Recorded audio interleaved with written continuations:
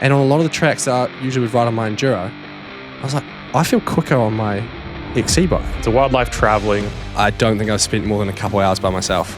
Wow. The whole time. I don't really have a place that I can go that's away from everything. And you going from summer to summer Exactly. to summer. And it's just exhausting, though. 25, so this is my 5th sort of season doing this. So I guess 10 summers. Losing out on first place by just, what, a few thousandths of a second? I think it was 500ths. I went to the timer app and I went tap, tap, Yeah. tap, tap. I Couldn't get it that small. It must hurt to be on the wrong side of that. Also, something not a lot of people see is how much traveling in transit comes along with this lifestyle. It was like 4 or 5 days of travel. Yeah. For 1 day of racing. And that's the difference between downhill and enduro. Yeah. In the valley, all ending in a similar spot, probably 10,000 meter descents, different trails. Okay, everyone, welcome back to the RECON MTB podcast. I am on the road. We are on the road, and I'm here with Charlie Murray from New Zealand. Yeah, thanks for having me, Nick. It's great to catch up, and it's always a pleasure seeing you at the races. And I don't know how you manage to juggle it because you're always in the States or France or running a race team and doing all the work at RECON. So I'm impressed, but yeah, nice to catch up, and it's good to see you again. Yeah, thank you. It is very busy, but I'm here. I'm alive, and we're here. Yeah. We're here in Morzine, so I was able to bring, a mobile kit for the podcast. We got the mics and the cameras and everything. You're flying with this stuff. Yeah. Yeah. I'm sorry if the production quality is not crazy, but I think we did pretty good to set this up outside in beautiful Morzine in the forest. Yeah, this is my place that I'm renting for the season here. And we have, big cliff behind us, forest, lots of green space. Our landlord who lives below, Jojo, she's a lovely French lady and has a beautiful garden. So we sometimes eat some fresh fruit and veg out of her garden. So Nice. we're pretty fortunate in this spot. Wonderful. And I saw you practicing your French too. Yeah, I get to speak to her in the mornings and talk about the chickens and the garden. And yeah, I'm actually learning quite a few French words, so it's nice. Yeah, exactly. It's a wildlife. It's a wildlife traveling. I mean, especially you from New Zealand, you're away almost half the year. Yeah. Can we talk about that a little bit? Yeah, for sure. I guess probably since 2020 or 2021. 2021 was my first year riding full-time for Specialized, and that was sort of the longest I would have spent away, and it was almost 6 months, and it's been pretty much 6 months since then.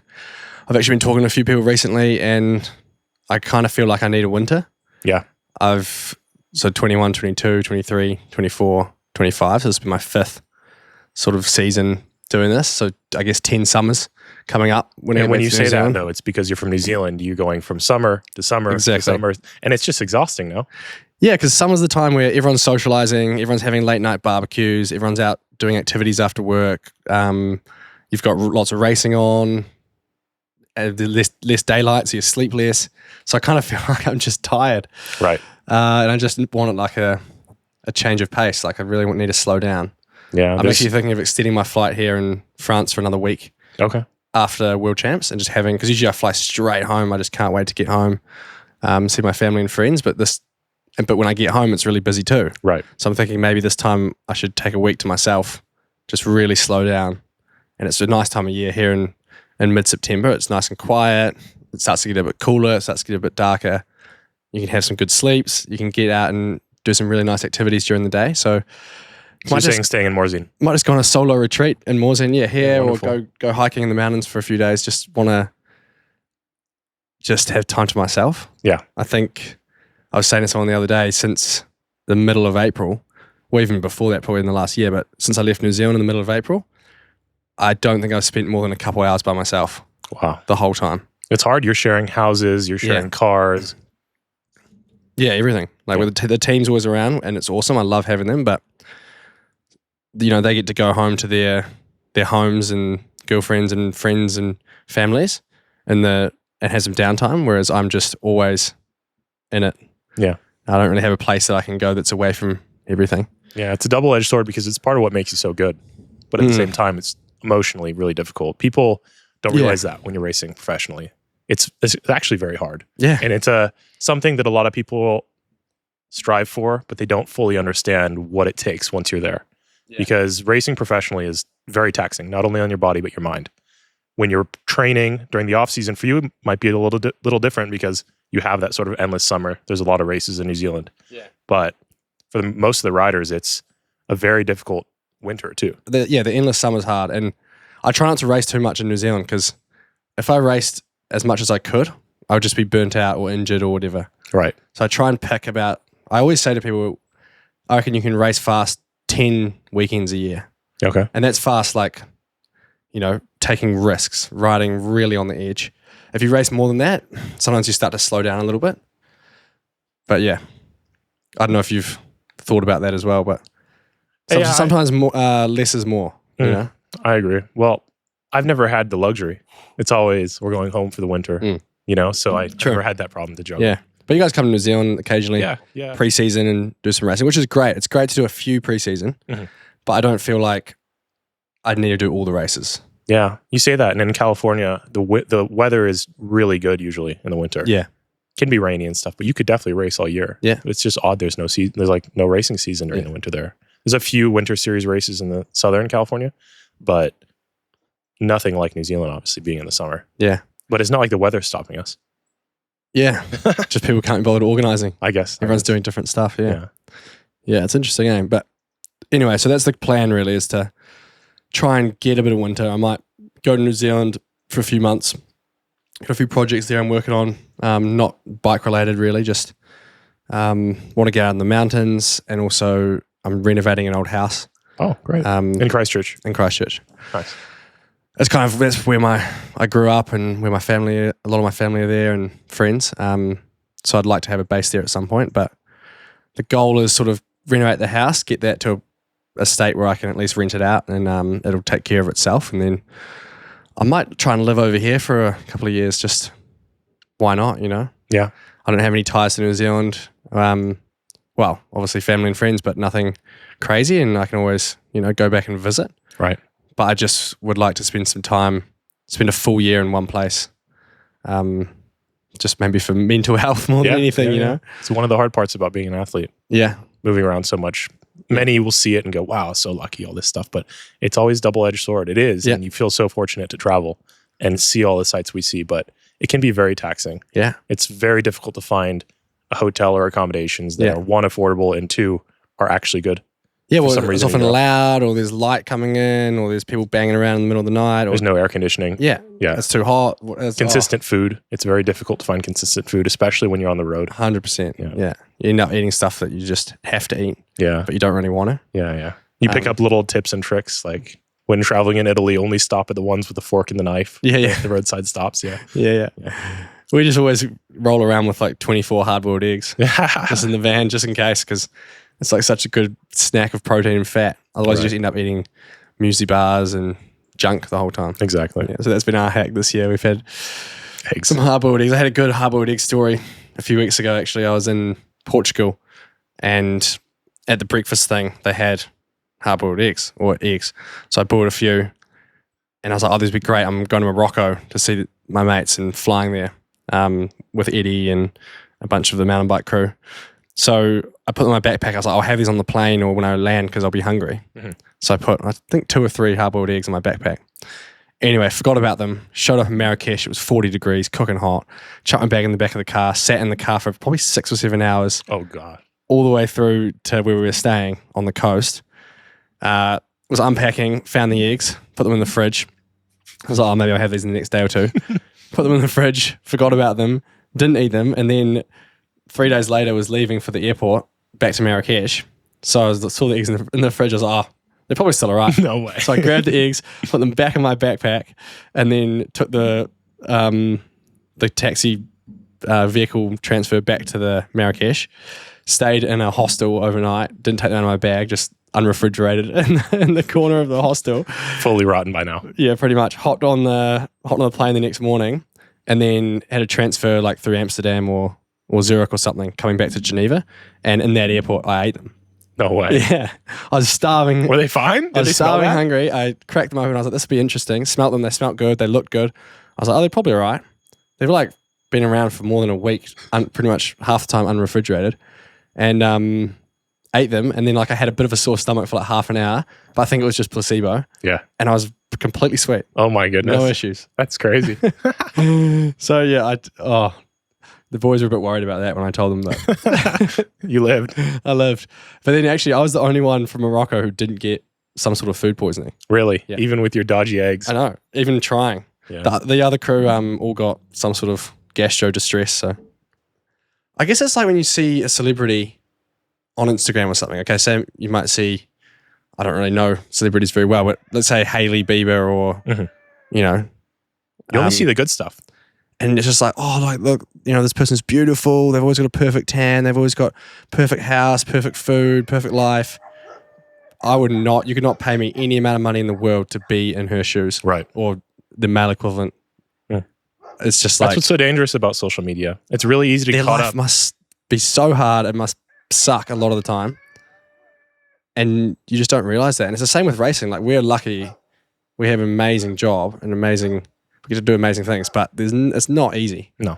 If it was easy, everyone would do it. Exactly. Yeah. Like anyone, you know, basically, Got the roosters crowing. We're really in the rural, rural French Alps right now. Yeah, but I think I just want to say to people, I'm like, look, you're not much different than me. You could be a professional in sport. It just literally just takes time and a lot of dedication and effort. And it has to be like a lifestyle choice. It's a commitment. Yeah, you're on the clock 24/7. Yeah. If you finish your riding and your stretching and your nutrition and whatever at 5 p.m. and then go out, have beers, stay up late, that you can't do that. No. Whereas when you're working, say, an office job, after 5 p.m. you can do whatever you want and it doesn't really affect your work the next day unless you have a massive night. Yeah. Whereas for us, every hour is important. And if you start messing around and wasting energy or not recovering properly because you're trying to live, let's say, more of a normal life, you end up paying for it. Right. And you're not firing on all cylinders when you get to the race. So I think... And there's such a lack of security. I mean, nowadays 2-year contracts are rare. Yeah. And that you skip, a few nights, you go out, whatever, and it can compound. And that can make its way into the next season in a way. Because if you're not performing that season, then you lose your ride or you lose sponsorship. Yeah. So it's just so important. You have to be on it all the time. A badly timed injury. Yeah. Yeah. Yeah, really. Yeah. It can ruin an entire season. Yeah. So many people get that. I know. All right. So let's talk about racing. Yeah. This year, you're doing very well. You've had a bunch of great results, a couple results that were good, but probably hurt quite a bit. Yeah. And we should get into that. I mostly want to say, we'll start by saying you're in second in the overall. Yeah. It's a tight race. There are a few different riders that could have a really good race and maybe take second, but you're looking good. Yeah. And of course, the goal is to have a good race here in Morion, which is in just a few days now. Yeah. This weekend. Just walk me through what you're thinking going into this race. Yeah, well, I mean, the season's been good so far and super happy to be sitting in second. It's very close between me and Jesse. There's basically no points in it. So I think probably whoever beats one another in this race out of Jesse and myself, if we both race well, that's going to decide who's in second. Also, Booker's in third and fourth, and I think Will Brody's in fifth. So I know that Booker's quite close. I don't know how far away Will Brody is, but shout out to Brody out of juniors. Yeah. Will Brody's been the standout sort of MVP, I guess, or most improved, most valued, whatever. He's done really well, and he must be, how old is he? 20? He was in U21 last year, so 21, I'd say. 21 or 22. Yeah.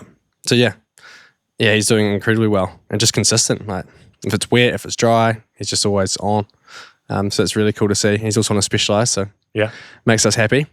But yeah, basically the goal this weekend is just to race as fast as possible. I don't really want to I don't want to think about the overall. I just want to try and just have a good result on the day. That's all you have to do on the 2 days. If you can focus on the race, the overall will sort itself out. Exactly. Right. And then they're stage by stage too. Yeah. Good stage after good stage, and there goes the race. Just nail the stages. Yeah. I think we got about 8, or was it 7? I think it's 9. Oh, it's 9. Yeah. We got 4 and 5, is it? I think so. I may be wrong. No, okay. That sounds about right. I think it's 9. Yeah. All right. I know it's 4 the first day, and I think it's 5 the second. Sweet. Yeah. Yeah. Quite a lot of lift access, but the stages will be pretty physical, I reckon. Yeah. Physical, but they're fast, and there is quite a bit of gravity. There's a few climbs. Yeah. But from what I can tell, things are pointed downhill, which is good. Yeah, which is awesome, eh? Yeah. You're not always do fighting. They do a good job here in France, I reckon. Yeah. Chatel was awesome. they had those fresh cut tracks for us that were really good. Yeah, I walked one of the stages with Julie yesterday, and it was like Morsian free rides, but actually thought through when they were building them. It looked so good. So I'm not just like snake lines everywhere. Exactly. And then everything just finishing in nothing. Yeah. Yeah. The weather is looking interesting, but it looks like the 2 race days should be really sweet. Yeah. And it's going to rain a bit before then, I think. That's what it looks like. I'm hoping it's done for practice. Yeah. But not so sure. Yeah. I think it's good to have a bit of moisture anyway. Right. Yeah. Yeah, it's been pretty dry. It's been really dry. And it also makes it interesting too.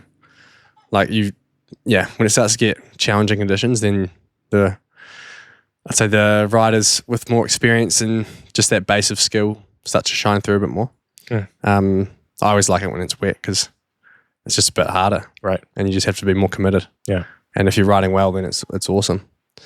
Let's talk about Lutuil. That must have been painful. Yeah. Losing out on first place by just, a few thousandths of a second? I think 500ths.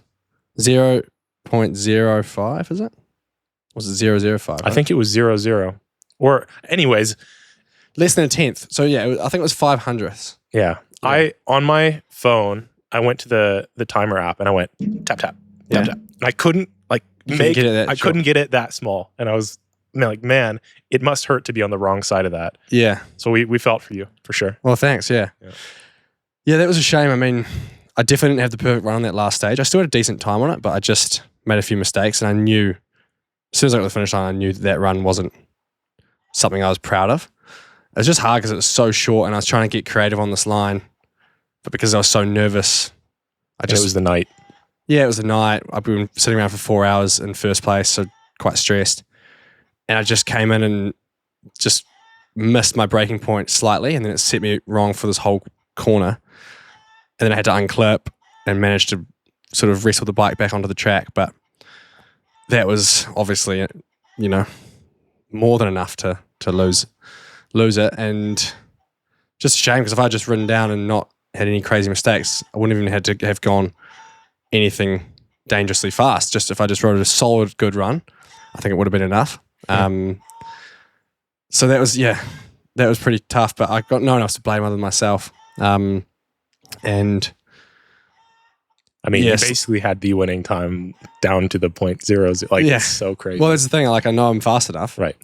It's just being on the right side of it. And I guess when I won in Poland, I was on the other side of it. Right. I was a fraction in front of Slav, maybe a similar amount even. And that was, he lost out in Poland in front of his home crowd. So now I know how he must have felt, right? Which is pretty rough. But I guess it's been worse. Yeah. Being at home, yeah. Yeah, exactly. Yeah. But it's racing, man. It's racing. And it's cool to see you in such a great position. Yeah, exactly. There's two ways to look at it. And for the first few days, I was pretty gutted.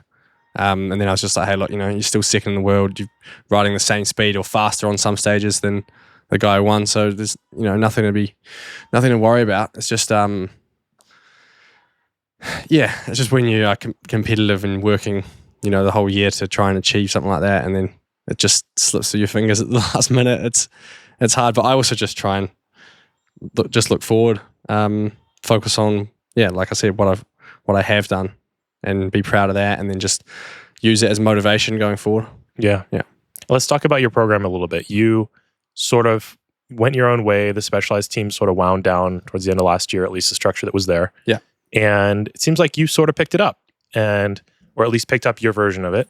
And you have John, you have Winnie, who's done really well this season. Yeah. And you have Joel, your mechanic, and you're, this 4-person team rolling around in a van with a breathalyzer. Yeah. And a speed limiter and no air conditioning. Exactly. You're just rallying, having fun. Tell me about it. Yeah, the van's an interesting one. So we bought it from an old shuttle company in Courchevel. And they were running airport shuttles in it. And I think if you have a breathalyzer, well, either the guy before us had been caught drink driving, or the guy before them. Well, he said that it helps with insurance. Oh. If you have a breathalyzer, you get cheaper insurance or something.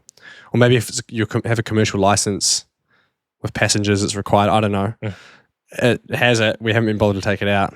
It's pretty easy. Just before you turn the key, you just blow into it for 10 seconds and it just goes beep, beep, and you're off. And obviously you guys aren't worried about it. Yeah, well, I never drink. Yeah. I have a few 0% beers every now and again, but they don't set it off, obviously. Yeah.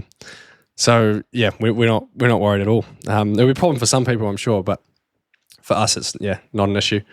And Yeah, it's got a speed limit on 100 k's an hour, which has been a bit of a problem going across the country. Yeah, you take way longer. Yeah. Because in a lot of these countries, like, pretty high speed limits, 130 kilometers an hour. Yeah. Some of them, you can sort of. So it's like 85 miles an hour Yeah, or something? pretty fast. And 100 is under 60. 60, it's 60 miles. Yeah, 60-ish. Or 62 or something. Yeah, actually. So it's about 60 miles an hour. So it's pretty slow when you're on these big highways. But honestly, there's been so much traffic in Europe this year. A lot of the time, you're just stuck in traffic anyway. Yeah. Also, something not a lot of people see is how much traveling in transit comes along with this lifestyle.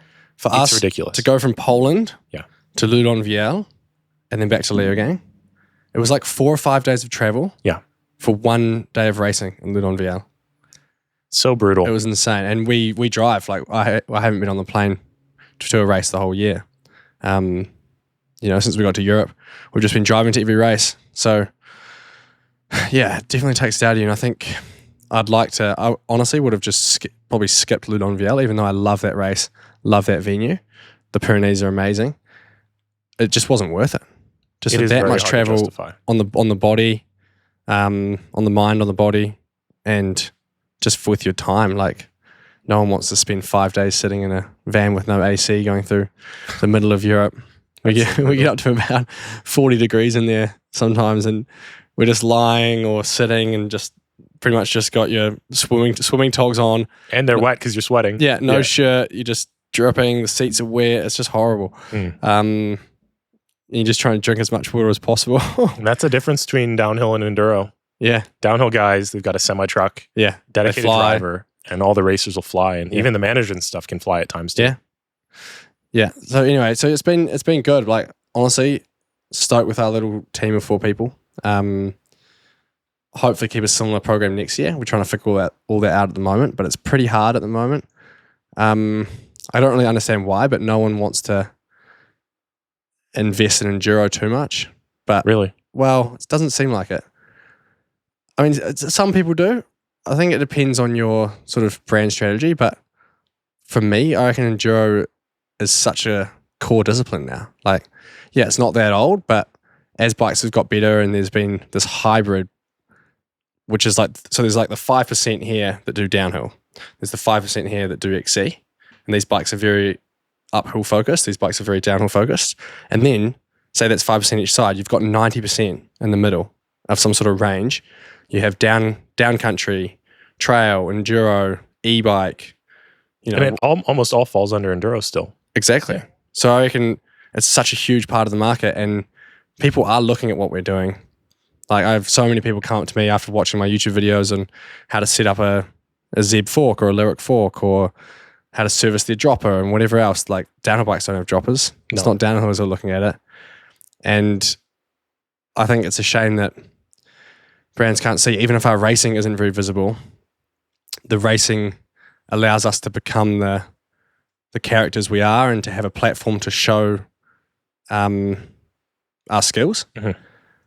But it doesn't matter that it's not, televised, because people still look to us when it comes to buying bikes and buying trail bikes. Absolutely. It's hard to portray, because same goes for us too as a team. Literally dozens in the last year have come to us and gone, I watched you guys before buying this bike. I watched this video. Yeah. I wanted a Sentinel because of Bailey, whatever.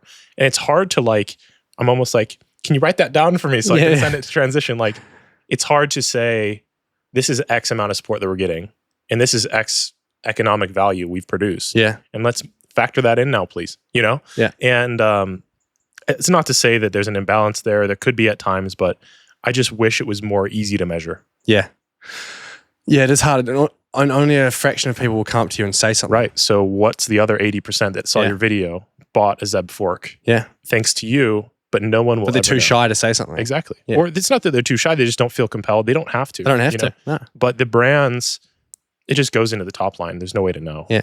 And then at the end of the day, it's some marketing guy somewhere that goes, oh, I like what you're doing, or I don't.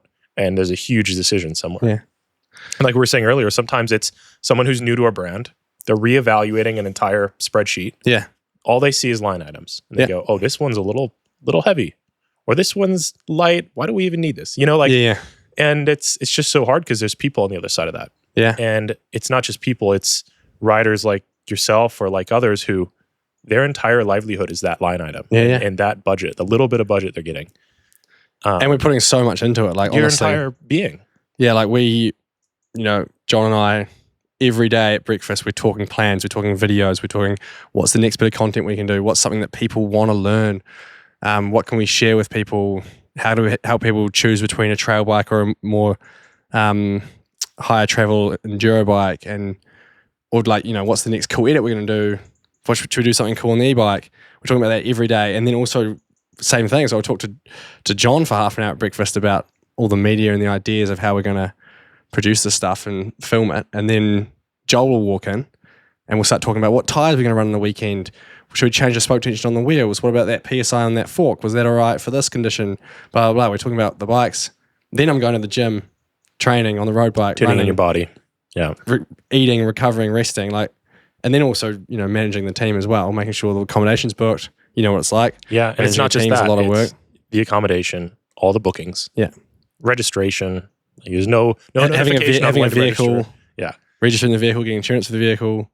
And then next year, expenses, mid-season reports. already, you got to start looking into next year. Yeah. It's just never ending. Yeah, it is never ending. And I think, people don't realize that honestly, for the last, especially since the Enduro program that it was in previous years wound down at the end of last year, since then it's been like 24/7, just always on the clock, always thinking, always trying to put so much into this. And it's just hard to when people can't see that. Right. But I mean, we're also lucky too. Like a lot of the people we do work with can see our value, right. And a lot of people come up to me, like yourself, and people will say, "Wow, it's awesome that you're doing this stuff on YouTube and you're showcasing our sport in a way that a lot of people don't have time to do."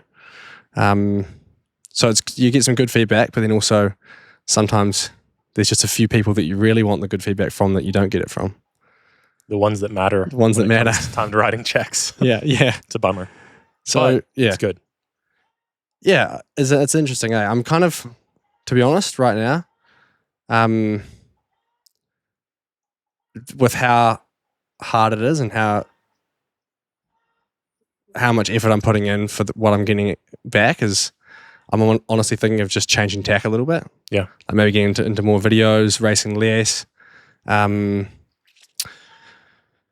It's just so, it just is so energy heavy, what we like mentally and physically, what I'm doing this year. Do you think if you were just looking after yourself, not an entire structure, it would be easier? Yeah, probably. But then also it's really good. It's still on. It's really good having John and Joel, having Winnie's easy. She's, super chill, goes with the flow, and adds another dynamic. You sort of need John and Joel. So then the program is what it is in the end. You have John and Joel, so basically all you're doing is adding or taking away Winnie, and I'd rather have Winnie. Right. It's great dynamic. It's great for the brand, like for Specialized to have a young female being supported and really doing well. And also she's always smiling, always happy. Yeah. Is great. So I think, if it was just me and one other person, like me and a mechanic, for example, it might be easier. But then I kind of want John with all the content. Mm-hmm. And then, when he doesn't add a whole lot of cost for us, like we're already going to all the races anyway, she just jumps in with us. She doesn't eat as much as us boys, especially Joel. He'll have a whole bag of granola in one sitting.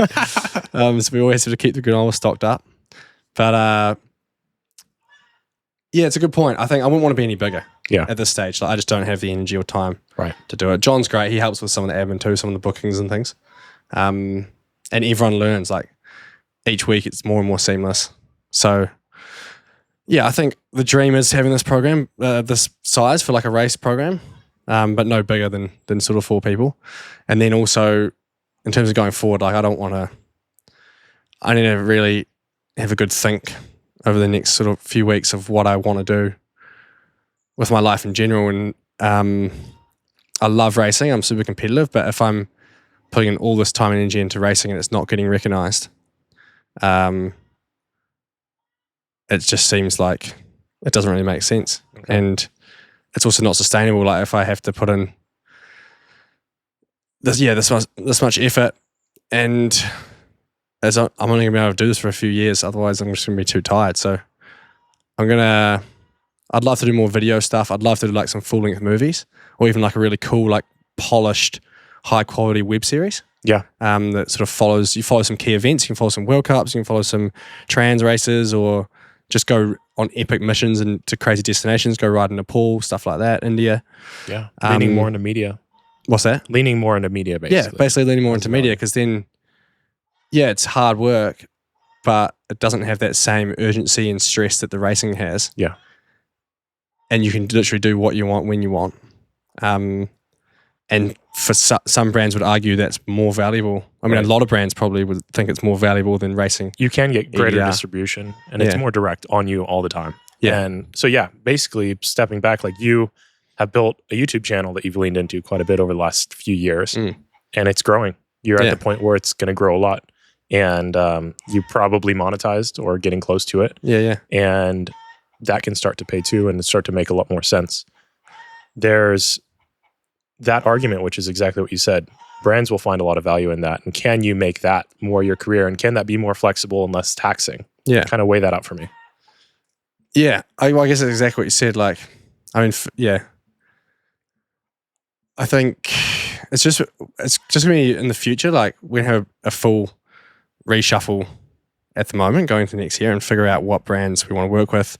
What do they value? Do they value racing? Do they value video? Do they value adventure?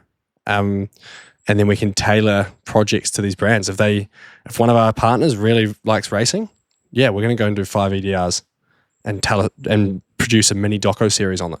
Cool. Easy. If they want to go into some crazy place that no one's ever ridden on a mountain bike before and film it all and have struggles, be camping, lose things, break things, fix things. Yeah, we can do that. We can tell that story. So, and I love all that stuff. I love racing, love being competitive, love seeing how fit and strong I can get my body. And I love adventure. I love problem solving, surviving in places that are,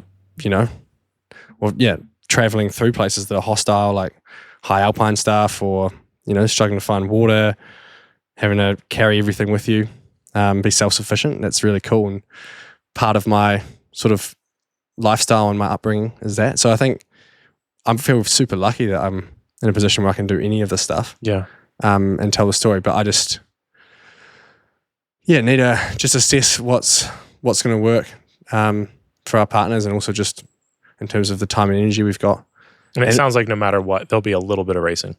Yeah. I'm not going to like fully step away from racing, but I think depending on the partners, we might not be chasing a full EDR season. That's what you have to give up. You can still get really great one-off results, even 5. Yeah. But it's just that one overall that you just have to not look at. Exactly. And some riders live their life like that. They don't even look at it. Yeah. But the ones who are in the running, that becomes very important. I know. Yeah. It's hard to try and not worry about the overall, because a lot of stuff's based on that. Right.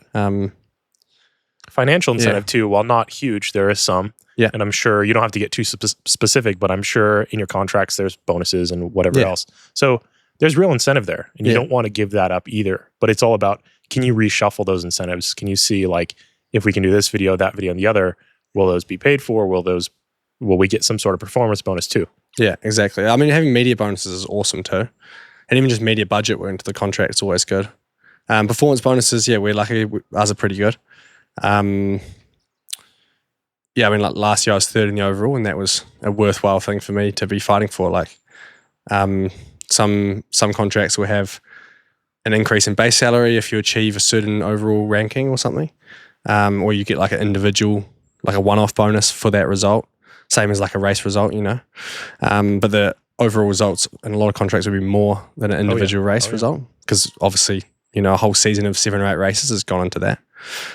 So there's financial incentive. For me right now, like, I'm pretty much spending everything that's coming in is going straight back out, whether it's investing into media or, the team obviously had to buy the van and things like that. Wildly expensive. Have to live overseas here. That's not free either.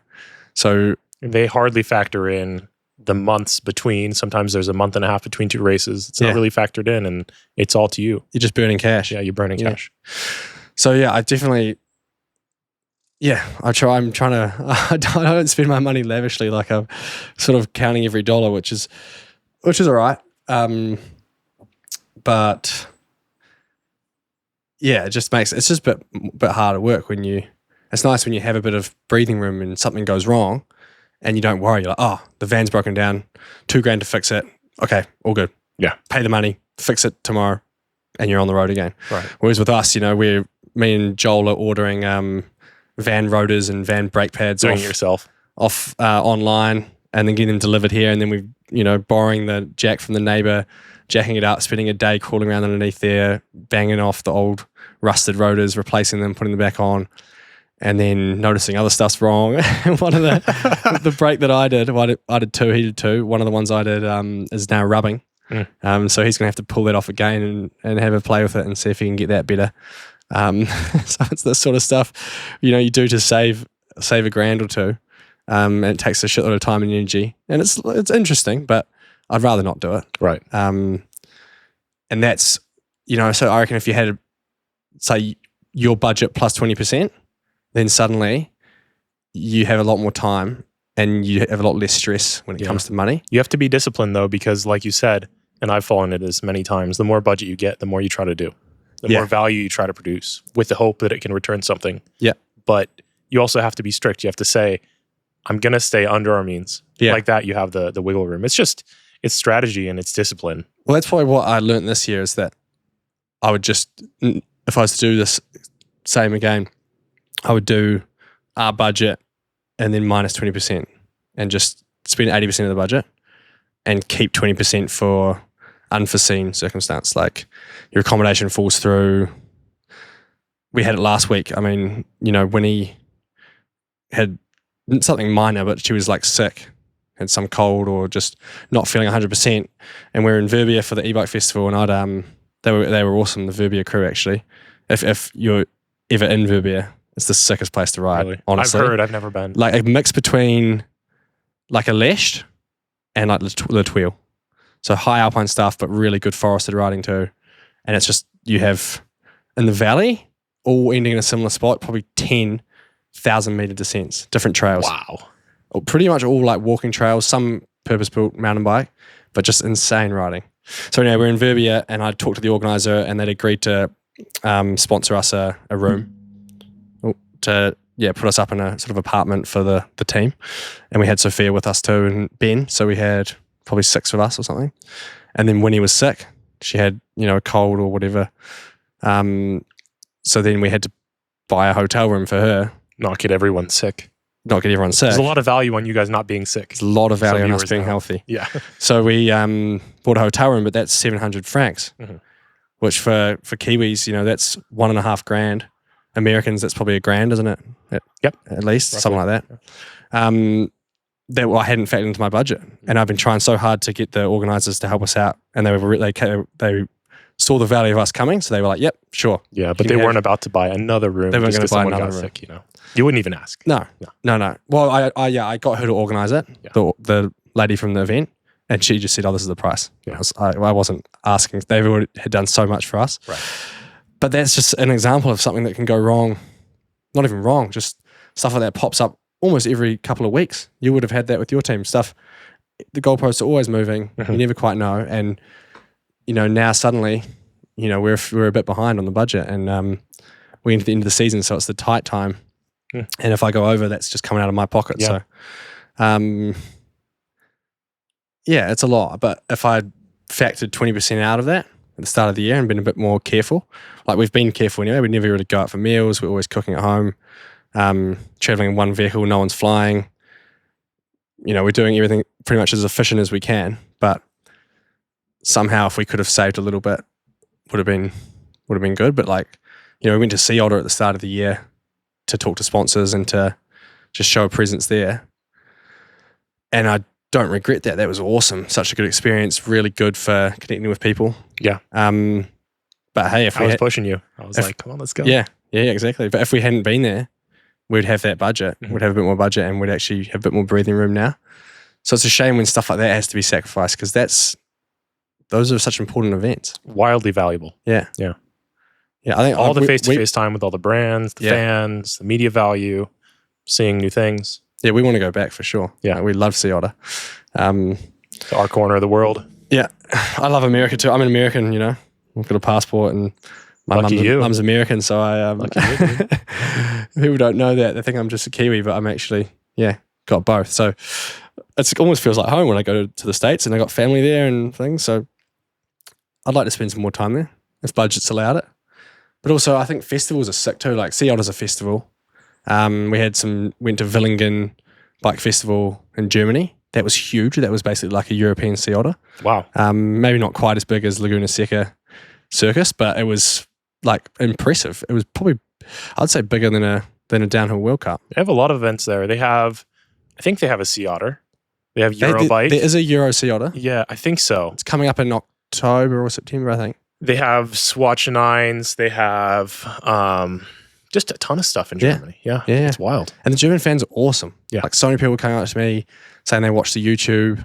I thought it was a really cool event. So I think next year, if we're going to try and do some World Cup, and then we're probably going to try and do some of these festivals, because the fans are awesome. I almost think you get more value because you're connecting with people who are actually the people buying the bikes. Right. At World Cups, most of us there are team managers, racers, support staff, mechanics. And then random people from a village way in the mountains. Yeah, and a few locals. Yeah, some of them could be buying bikes, but it's not at the scale of thousands of people at festivals. No. That's what I always say. I think there's a hidden gem with the festivals and the regional series. Yeah. The series that are participation based. Yeah. These people, if you can go out to a 500-person race in wherever and win, every single person at that event's going to know you. Yeah. And know everything about your bike. And you can talk to them. You can. They'll come up to you, they'll chat, they'll ask you questions, you can be friendly. I'm always trying to chat to as many people as possible. And then they'll have that connection. Yeah. And next time they go into their local shop and they see a, $10,000 Specialized, they're much more likely to buy it. Right. And, it's not the mechanics, it's not the racers. We're not the guys buying bikes. Team managers, everyone's getting bikes for free or cheap. So the people you really want to connect with are these just the general warriors. public. Yeah, consumers. Yeah, the consumers who are at these festivals. So I think, we're going to try and do some more of those. They're heaps of fun. Like, you were always on my case about coming to Sea Otter, and I'm glad we came because that sort of opened our eyes to it. And then this German one was the same. The Verbia Festival last weekend was the same.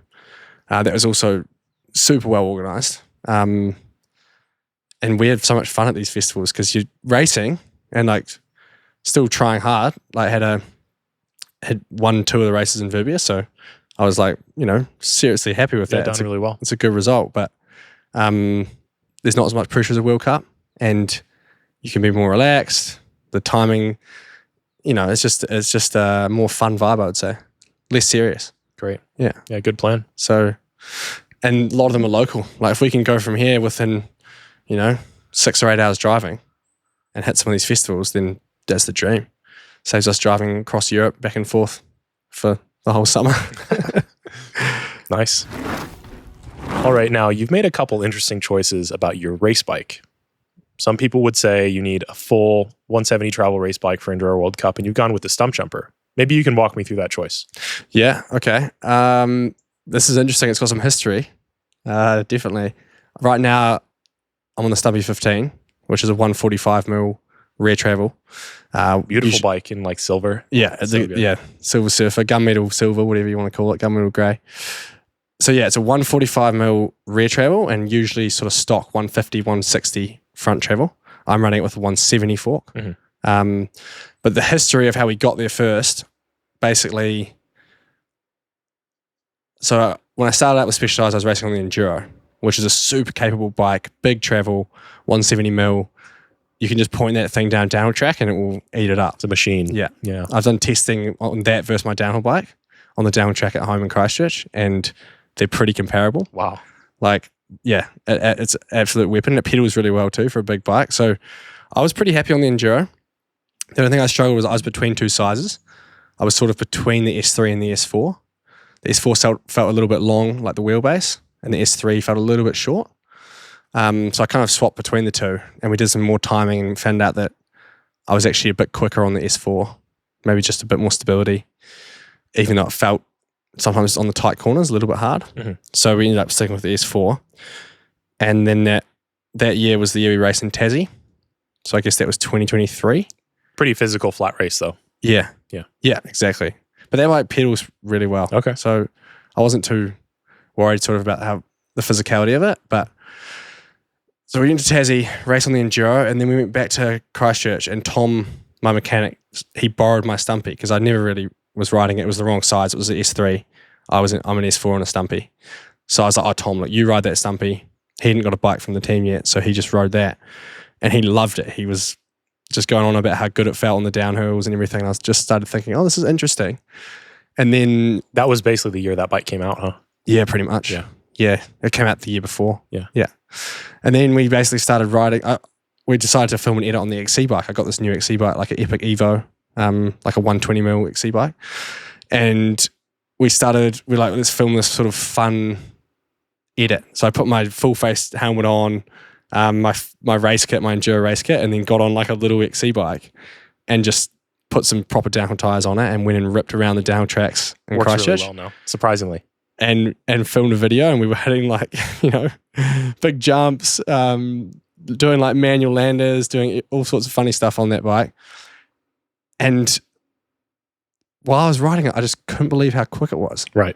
And on a lot of the tracks that I usually would ride on my Enduro, I was like, I feel quicker on my XC bike with good tires. And it wasn't the steep technical tracks, it was more the flowy ones where you have to carry some speed, but there's still tracks like we race on. So I started thinking, I was like, this is so interesting. Why do I feel so quick on this short travel bike? I've got a bit of action going on behind us. Yeah. So yeah, I was just thinking, why do I feel so quick on this short travel bike? And they just roll better. You can pump into them. There's less travel, more support. Yeah. So then we started brainstorming, and Tom's like, hey mate, let's just order you a S4 Stumpy frame and just do a day on it. We're leaving to Europe in a week. He's like, it arrived a week before we left, so he built it up, and he's like, okay, let's do a day. We'll see how it goes. Went up to the test track we always use, me and Tom, and I think I did a lap on my Enduro to start with, lap or two, and I'd been riding that bike for 2 or 3 years, so I knew it really well. Put down a good time, and then we jumped on the Stumpy, went up, did a lap, and you can probably guess what the time was. First lap ever on that bike. Was it faster? It was exactly the same. No way. It was like to the same second of my fastest ever lap on the Enduro. And my first for lap context, on the Stumpy. It's probably not ideally set up. It's not, if it's your first lap, there's no way it's set up correctly. Yeah. And the fork was the same, I think, similar setup. But yeah, no, you're right. It was different, and we couldn't really figure it out. And then we looked at it a bit more, and it's just that on the flatter sections of trail or the tight corners, you can just get the Stumpy around it easier. And I think the Enduro is definitely quicker on a downhill track or in a straight line. But if the courses as well as anyone, but if the viewers don't know what the Enduro courses are these days, like a lot of the time you're winning or losing or gaining or losing is on these awkward tight corners. Yeah. And you're often quite flat. Yeah. It might not be like a steep corner. You might just have an awkward sort of flat corner, and you might have hundreds of those over a race weekend. Mm-hmm. And if you're 5 or 10% slower on the fast rough section, but you're doing better in each one of those tight niggly corners, bang. Exactly. Yeah. Your average speed over the weekend is faster. And usually with how good these new bikes are, you're not that much slower on the gnarly stuff. Yeah. I still got a 170 fork on it, right? So right. I can plow into things and it's usually okay. Yeah. Not always, mostly. Can you tell me a little bit about modifications? To the bike? Yeah. Yeah. Just so people understand compared to the stock bike, what they'd buy. So it's actually... And it's worth saying the stock bike they buy is probably still best for them. The only reason you modify it is to literally race Enduro World Cup in Europe on these tracks. Yeah, exactly. If I was just out riding, say at home with my mates pedaling around, I'd probably have the carbon wheel set with like the Traverse SL. So it's a lighter wheel set. That's what I have on my bike right now. I was doing laps on the downhill track at Plenty with that carbon wheel set yesterday, and it's mint. But I don't race on it just because I like to have 32 spokes for racing, and also like to have the alloy, so if I dent it, Joel can just bang it back. It's security. Like we were saying before, so much goes in the races. Yeah. So many resources, and you don't want to mess it up just because you wanted to try 100 grams lighter wheel set or something. Exactly. So I have the heavier wheel set for racing, which is the Traverse alloy wheel set. I have the heavier tires, the downhill tires. But if I was just riding normally, I would have like an eliminator or a trail casing, a bit of a lighter tire, because it just pedals nicer. Yeah. So the wheels and the tires are the main difference. I have a cush core in the rear too. So the whole wheel setup is more aggressive. Otherwise, the bike is almost exactly stock. Like the frame is stock, the link, everyone always tells me to buy these aftermarket links to try and stuff, but I'm just so happy with it as it is. I've talked to the boys at Specialized and they're like, yep, if you like it like this, there's no point in trying anything else. Right. They have different links they sometimes test with, but what I've got on it right now, the stock link is so good. I just am happy. Haven't upstroked it at all. It's still exactly 145 mil. Air shock. I think if you measure it, it's 147, but it's the stock. It's the stock shock. It's the stock, link, leverage, whatever it is. It's all stock. So it just comes off the shelf. Like if you buy it off the thing, you have the same frame as me, same stroke length. I think every Stumpy is around 147 mil when you measure it, but it's marketed as 145. Yeah. Because they come with different chainstay lengths and all that stuff, and that does affect the travel of the bike. I guess it does, yeah. Yeah, true. I don't know if over the different sizes how that travel changes, but yeah, let's say it's 145 mil-ish, plus or minus a few mil.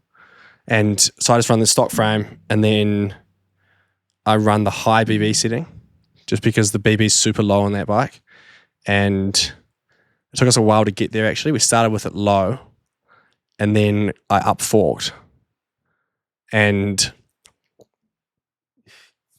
because I up forked, I raised the BB as well, so it sort of bounced it out a little bit. Otherwise, it would have been almost too sort of slack and raked out. So it feels really good like that. So the high BB setting, which is the flip chip and the rear stay, you flip that, puts the BB in high. The middle headset cup, so there's 3 headset cups. You can have a steep, a slack, and a neutral. So I pretty much always run the neutral. It was really interesting. Tom and I tried the 3 different headset cups on the new Stumpy 15 when it came out, timing on one of my test tracks at home, and I was the same speed on every headset cup, and the bike felt almost identical. It just felt a little bit more like the steering just felt slightly different, ever so slightly, but actually hardly noticed a difference because your hands and your feet are still in the exact same position, pretty much. Just the front wheel angle changes a little bit, which doesn't actually affect much when it comes to the bike. Still felt similar grip, similar confidence. It didn't really change my confidence. Even on the steep, I thought I'd feel less confident. Didn't really change it at all. To the flip chip, made more of a change. So if I was to recommend anyone to try one thing on that Stumpy, is change the flip chip and see which you prefer. Yeah, on the same track. A lot of people change stuff, change track, change shock. Yeah. Just don't change anything but the flip chip and try it. Change one thing, same track. Yeah. So I run the middle headset cup just because it's the neutral one. 170 mil fork, which is at least 10 mil higher than what stock. I think some of them are stock 150, some of them are stock 160. It depends on the sort of model and size, I guess. Okay. But yeah, we had a 160 Lyric on there, and then we changed it for a 170 Zeb because And can you run them mullet or 29, or is it just a full 29 bike? I know that some of my teammates were running mullet last year. The girls who are a bit smaller, were running the mullet. I don't know what it comes with, but maybe the small size comes with the mullet. Okay. I haven't actually researched that. I just always run full 29. We've tried mullet wheels on all our bikes. We've tried them on the Stumpy, we've tried them on the Enduro, everything. I think they feel great. They corner really well. But just for me, I'm tall enough to get away with a 29er, and I like how it rolls over the roots and stuff. Speed gains. That's where it's at when you're racing. Yeah. Exactly. So I think, but the main thing we've changed literally is the fork. So if you just upstroke your fork and put some downhill tires on, you've basically got my race bike. Bang. It is good to note that the Lyric versus the Zeb, the chassis has a slight difference. So like a 160 mil Zeb is about 5 mil or 8 mil. I can't remember. So let's say roughly 5 mil taller. Axle to crown, Axle to crown. Raise up your front end. Exactly. than a 160mm Lyric. Same with the 36 and 38 Fox forks too. I can imagine. Yeah. So when we up traveled onto the Zeb by 10mm, we actually probably went up 15mm. Maybe we're running a bit more sag. So sort of, because we've got a logger fork, we can have a few more mil of sag.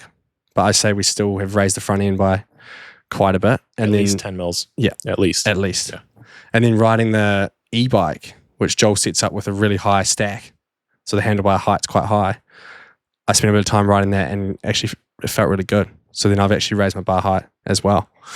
So the front end's way higher, but because I put the flip chip in high and put my feet up a little bit, I'm still feeling super comfy on it. Good. Everyone says, oh, it's a bit weird that you've got a 170mm fork on a 145mm rear. Yeah, but if it was a 150 bike, I think it's the mental barrier. It's the mental barrier. The 5 or the 4. Exactly. 170 and 150 is totally acceptable. Yeah. Some people sell bikes like that. Yeah. You know, forbidden or whatever. Like, yeah. No. So, yeah, I don't see it. Oh, yeah, that's what I was about to say. I think maybe it's more of a mental thing. But honestly, it feels mint. Like, I love that bike. I run it pretty stiff. Like, a lot of people would get on my bike and not enjoy it because it's just, I'm quite heavy. When I'm racing, I'm quite aggressive. I push into stuff a lot, whereas you see someone like Booker will more float over things. Probably Jesse and I are similar. Jesse pushes into stuff quite a lot. He's also lighter than me, so he doesn't put as much force through. But yeah, I'm definitely a rider that runs a firm setup and is quite aggressive with my feet and my hands. Yeah. Whereas Booker more floats. He's got flat pedals too, so he's got to sort of float over stuff and be really gentle with his weight. Bike setup is so important. A lot of people don't realize that your bike, the way you set it up, probably doesn't feel good if you're not riding 8 to 10 tenths. You know, like you need to be pushing for it to actually feel good and work. Or else if you're just cruising, it doesn't feel that good. It doesn't work that well either. Yeah. It's set up for a certain scope and you need to stay within that. But that's how you ride. 100%. We were talking about this the other day with Alan. Racers even almost will never chill because it's sometimes more risk. Yeah. You feel like it feels worse. It feels worse. You're not riding within your comfort zone, even though it's more comfortable because you're slower. Yeah. It's not normal. Nah. And you can get hurt. You can crash easier. You can have silly crashes. Yeah, for sure. Yeah, I think, yeah, no, that's definitely a good point. And when I'm riding, I always just try and have a focus. You know, like I'm either going for a pedal and it's a cruisy one, or if I'm going to practice laps or practice downhill stuff, it's focus and it's fast. Yeah. Yeah. And I'm always wearing all my kit. So just that's sort of the mental difference is when I'm wearing my full kit, that's when I'm serious. We're coming up on an hour. Sweet. Is there anything else you want to talk about? I think we're pretty good. I mean, I can share my suspension settings if you want, because I was doing that yesterday. Yeah, go for it. Plenty, so I may as well. If anyone's interested in the Stumpy 15 suspension setup. Basically, in the rear shock, I've got the Super Deluxe Air with the linear air can. And we're running 3 tokens in that, 190 PSI. On the lights, the flight attendant lights, we are 3 lights from open on the damper. And what does that do? Compression. So that just gives a bit more support. Basically, it's a sort of a mix between high speed and low speed compression. So it just doesn't blow through the travel as much.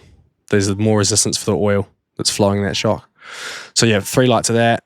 And then rebound is 10 clicks. I'm on an R25 tune, so quite a light rebound tune, not the stock tune. And 10 clicks, so quite open on the rebound. And then, yeah, that's the shock.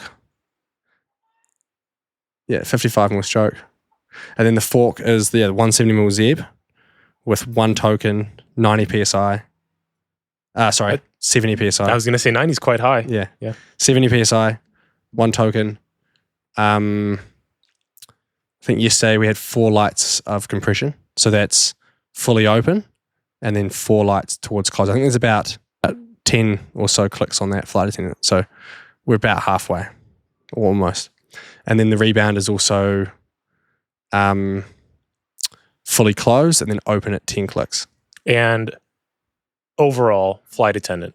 Yeah. You're happy with the setup? Yeah. I've never used it at all. I think it's awesome. Once you learn how to use it, it's really good. To start with, I wasn't using it quite as I should. And then I talked to Booker and he's like, yeah, I'm hitting it all the time, hitting it for little sections of flow trail, hitting it every time there's a flat or a pedal bit. Hitting it as like a remote. Hitting the button. Yeah. So Whereas I would you just kind of lock it out yourself. Yeah. So I just use that too now. Like I have it on instant. I used to have it on long press. So you have to hold it for 2 seconds, then it would lock and you tap to release. But now I have it on short press. So I just tap it and it will change to pedal mode. So everything stiffens up. I'll tap it again and it will go back to open. So pedal mode, you're approaching a section, you physically have to press it again. What will it do if you enter the section without pressing the button? It'll stay locked. If it's smooth enough. Sorry, it'll stay open. It pretty much always stays open. But if you had a pedal section and it's quite smooth, it'll lock or it will go to pedal by itself. But for racing, I like to just have the overriding control on it. So it'll still be making its own decisions, but you also have overriding control. Yeah. Okay, interesting. Yeah, but I set it up so that it's usually open because you can change how much it wants to open or close. Mm-hmm. So I set it up so it's quite wanting to stay open all the time. So then I can always override it to pedal. And to be honest, when you're racing, because you're putting so much input into the bike and you're going quite quick, you're hitting even a small bump at high speed feels like a lot to the fork. So it always wants to open. Right. So I found when you're racing, it stays open a lot of the stages. But on the liaisons, it's always locking. Right. Because you're going slower, you're pedaling uphill. So it'll automatically lock, which is quite nice because you save a bit of energy. And the way you have it set up, you have the pod, SRAM pod on the left. You have your dropper post on the lower one and control on the higher one? Exactly. Okay. Yeah. So just that normal pod with the 2 buttons. Okay. Yeah. Great.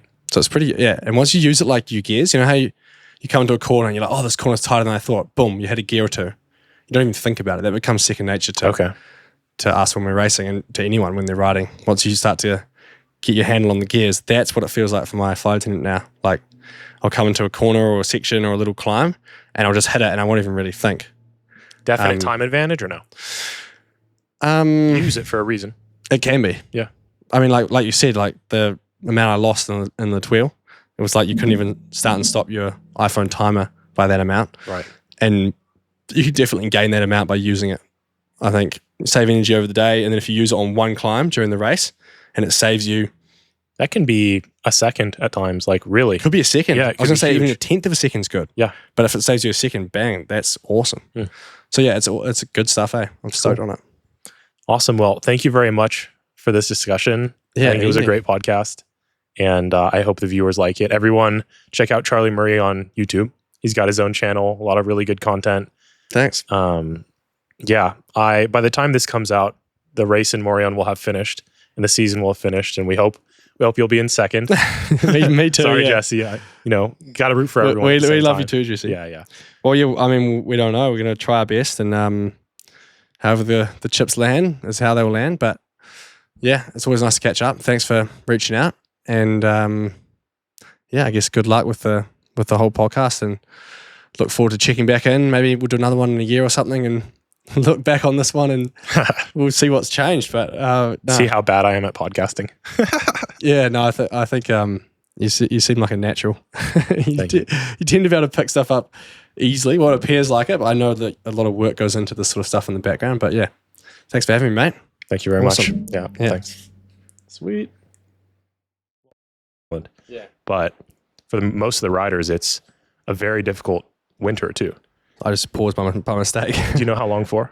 No, just a minute then. Okay. Just when you were talking. Yeah. Okay. I'll start over. No, you're all good. Well, we can already hear you anyway. Yeah. Well, but yeah, no, just making sure that's in the right place. Can you pull it down like a little bit so you're not, it's like covering your mouth a little bit? Yeah. Yeah, sure. Cool. That? Yeah. That seems good. It's a bit quieter. I'll just pause it this way. Yeah. It's easy to pause when you tap. It is. Yeah, that's why these are so important. Yeah. Imagine you realize straight away. Right, yeah. Thank you very much. Yeah, thanks. Well, I think it recorded the whole thing.